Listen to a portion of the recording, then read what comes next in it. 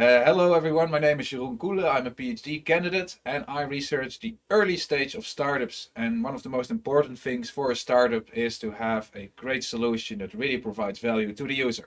And you can achieve that by really understanding your user's job to be done.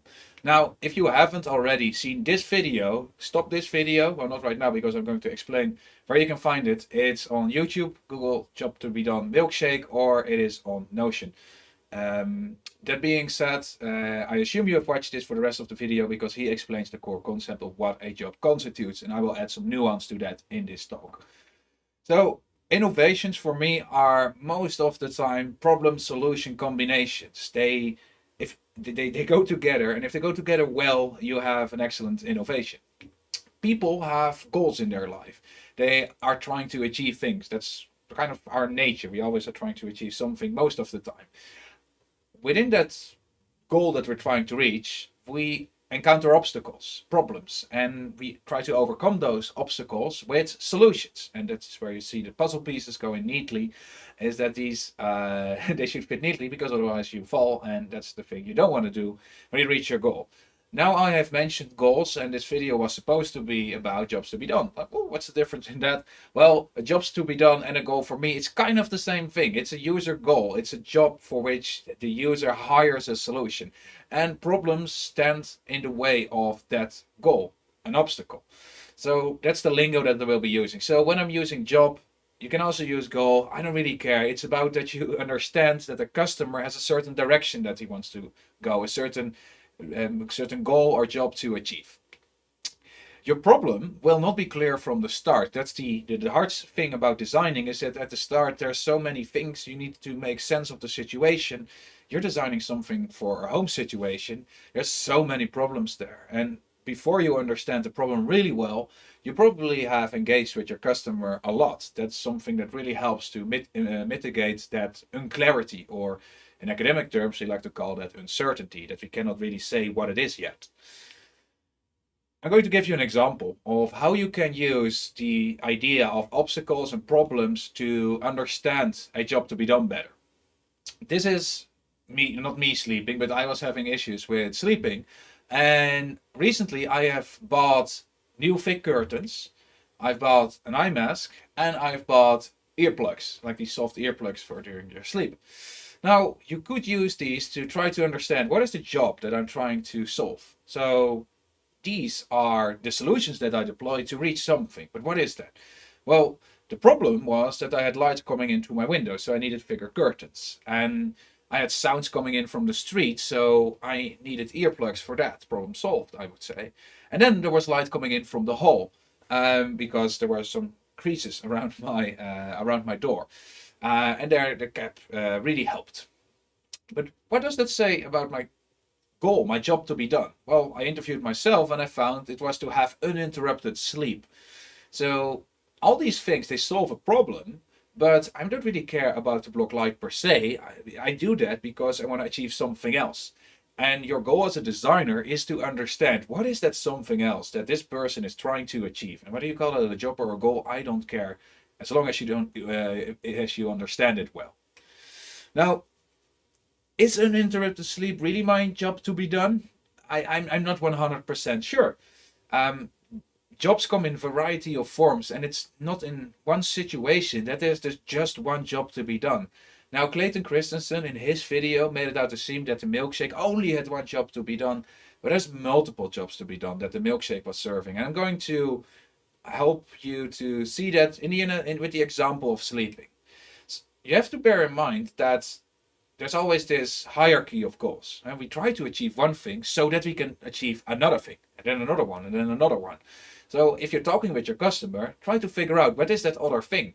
So I was trying to block light, and it's a very simple job to be done, to have uninterrupted sleep. But why did I want to have that? Well, interview myself, Jeroen. Okay, the answer to that was that I want to have a good night's sleep. Okay, but why do I want to do that? Well, because I want to feel energized in the morning. And I want to do that because I want to have a productive day. And you can get my gist. You can do this almost forever.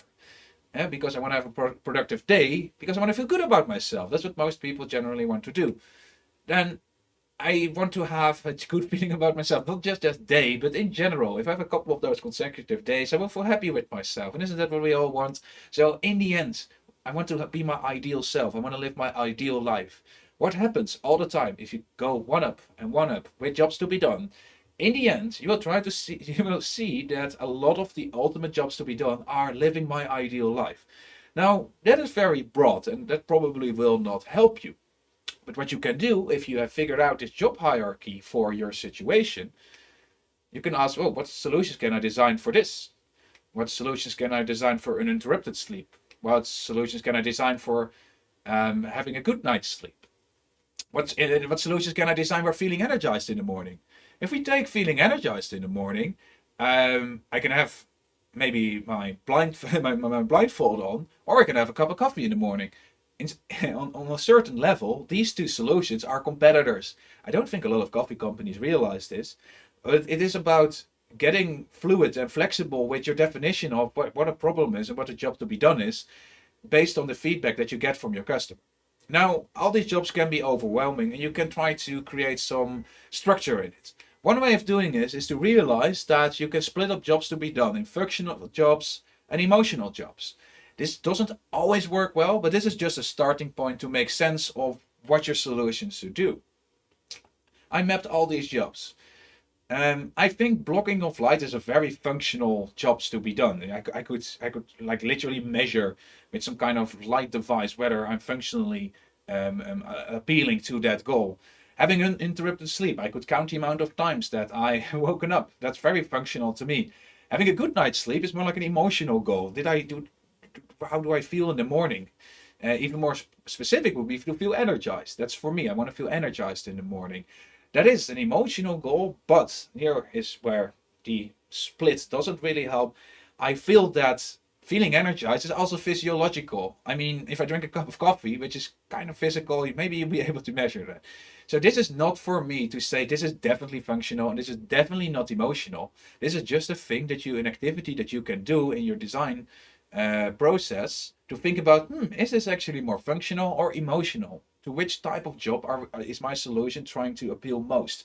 These are all kind of questions that you could ask yourselves, and you should ask them yourselves to figure out, does the answer to that question help me to refine or define my design better?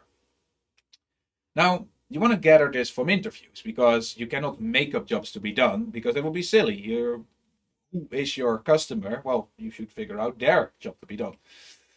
You want to learn this thing, and a cool thing you can do is you can try to figure out the job to be done also via the problems and the solutions they have already deployed. If you want to feel energized in the morning and you ask people like, what other things do you do to feel energized in the morning, or what other things do you do to have a good morning, you'll figure out there's a lot of solutions already in place. Probably some breakfast ritual, probably something in the shower, all part of having that good morning routine. This is something that you want to dive into and ask a lot of questions about, and figuring out what solutions worked well. Oh, you stopped taking a shower in the morning. Why is the case? Why is that the case? There's a lot of hidden gems in those types of comments from your customer. Because they were going to say a lot of things, but that they stop doing something or stop deploying a certain solution is always a gold mine for insights, because it says something about how that solution didn't help them in reaching their job to be done. Also, keep thinking about that it's not just that thing they're trying to do. Try to understand that hierarchy. Make a map, put post-its on a piece of paper or in Miro to figure out how do all these things relate to each other, so that you completely understand the motivations and drives of your customer. If you want to research this, you should take the time to talk. So these are probably not 5-minute conversations. You can easily do half an hour to an hour with each customer to really dive into their motivations and needs. Don't ask, how do you use your home? Because people don't really consider their home a solution. It's much more personal. And if you ask this, you're going to get bad answers. Try to help them. What I always try to do is to think of the anatomy of the situation. So if I'm researching for a company that is that is making a lot of sales in a consumer space, I might retrace the steps that lead this customer to buy a certain solution, like chronologically. Like, what's the first time you heard of this product? What's the time you start consider buying this product. Can you explain me why you considered buying or solving this problem? So that's one way of doing it. You're designing for the home, and I thought, well, maybe we can use the anatomy of a house because I want to explore the entire house for jobs to be done. So I'm just going to walk through the user through his or her house and ask a lot of questions about how they use the variety of homes. Let's start outside in the garden. I'm going to demonstrate now what kind of narratives you could build, like stories of how people use their house, based on two examples. This is my mom. It's not really my mom. It's the first picture that I could find of a woman in a garden, due to privacy reasons. But the story that I'm telling is true. My mom really loves to garden. When it's spring, she already picked out what she wants to do with the garden, taking out all the bad stuff and planting all the seeds, getting new plants in there. And then it's like a waiting game for it to bloom. And I've learned that not all flowers bloom at the same time. So what happens is that over the course of the summer, is that all these patches with flowers, they would bloom at different paces. So in spring she would basically like paint her canvas that is her garden, and in the summer she could just sit there and take it in as the garden, which is the composition that she made, slowly changes colors, and she can really enjoy them. Just sit there and take it all in. So one of her jobs to be done is like, yeah, enjoying that garden there based on the talk that I had with her about this. Now we go to my uncle, also not my uncle, and he lives in Denmark, and he has a large garden where a lot of wildlife comes by. And he loves to sit with his iPad next to the window, just reading about. But he loves to enjoy the wildlife in that garden. He even has a set of binoculars over there. He would just take them when they come by to really take it all in. You could also say that this person is enjoying the garden. And you can immediately feel like, okay, but these are completely different ways of enjoying the garden. So enjoying the garden might be true, but it might be defined on a too higher level. For my mom, the job to be done is to be creative with the garden and then taking it all in, while my uncle is more of a wildlife observing job to be done. So you should figure out, like, does it actually help to segment these two people into different groups when it comes to enjoying the garden? I'm not sure. Like segmenting on age wouldn't help because they're twins. I think the way that they enjoy their garden is a much better segmentation. So segmentation means that when you are going to group your findings in certain boxes or categories, if you like that better, and it's for you as a designer to figure out what's the best slice of findings that we can have to help us define and design meaningful products. I encountered something on Kickstarter, a product that is a garden product. It's home and connected. It's called the Bird Buddy. It's a smart home feeder with a camera in there that identifies the bird, and you get a pop-up on your smartphone and you can really see that. Now, based on the two stories that I told you, my mom and my uncle, who is more likely to buy this camera? I would say my uncle. It fits that wildlife behavior that he has done to engage and connect with that. And actually, I pitched it both. My mom was like, oh no, she actually hated it. She doesn't like technology that much in her garden. And she's not really tech savvy anyway. My uncle, however, said, oh, that sounds interesting. Can you send me the link? That is actually quite a high intent already. He wanted to research whether this is something for him. So here you can see that for both of these people, they both enjoy the garden, but in such a different way that this product is for one of them and not for the other. And this is the level of granularity that you want to achieve within your research. Now, you have to formulate a job to be done for yourself, to help yourself. This is not for your customer, but this is to within your group as well, which will happen in the course. To identify, okay, what is it actually that we're trying to achieve with that solution? And this will really help you to focus your design. Two practical tips in this. Do not design Swiss Army knives. And what I mean with the Swiss Army knife or the Swiss Army knife trap is that very often I see students or also professionals do a lot of research and they find all these things that solution potentially could do, and then they push it all together into one big Frankenstein monster. If you think about the Swiss Army knife, how often do you use it when you are at home? Probably never. And that is the case because the nail clipper on the Swiss Army knife sucks. The screwdriver sucks. But when you are out in the mountains, it's better than having nothing. But if you are at home, you better have like a dedicated screwdriver.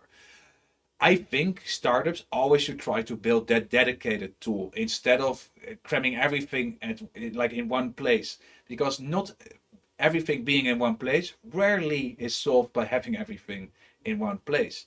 Think about it as such. Let's say these are all your insights. Like some people say, I hate large knife, or some people say, I like the color blue. Um, this is where your segmentation comes. How are we going to find potential solutions?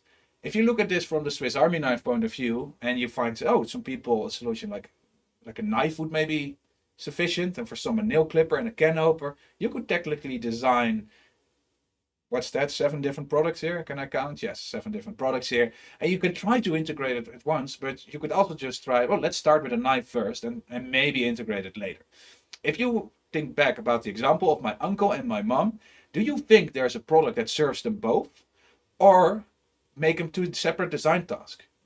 Design a product for people like my mom that love to enjoy their garden as if it were an art project, and people like my uncle who love to read next to their garden and enjoy the wildlife. 2 different products in my experience. If you have a good idea about that, pitch it to me. I would love to hear that. Secondly, novelty is not value. And this goes 2 ways. First, you will find a lot of jobs to be done that you already knew of. Like, yeah, people try to do that. This is not a bad thing. Very often I feel that people think that every innovation should be extremely novel, but the job to be done often is not novel. Think about communicating over long distance. Now we have WhatsApp, but before that we had the electric telegraph, and before that we had letters. They all appeal to the same job to be done, long distance communication. So it's not a bad thing if you have a new way to solve an old job to be done. Especially if there's no solution and your solution is like much better, go for it. And if there's a crappy solution that doesn't really do the job well, perfect. You don't need to have a new job to be done. You need to have a new solution that is much better than the existing solutions. And that is what you should try to come up with. So ask yourself, which jobs and problems can I identify based on the conversations that I have had with my customers? How do these jobs and problems relate to each other? So try to find that hierarchy. For which of these can you design a solution? And then lastly, which of these solutions have the best fit with your problem or need, your job to be done or goal? And pick that. And you do not need to satisfy everyone. So if you talk to 10 people and you find a very pressing problem just for 3 people, that's still good. That means that 30% of the people you speak to have the problem and want it solved, maybe. That's also fine. So it's not always about getting the largest group, it's about getting the group where you can make the most impact. Good luck with that.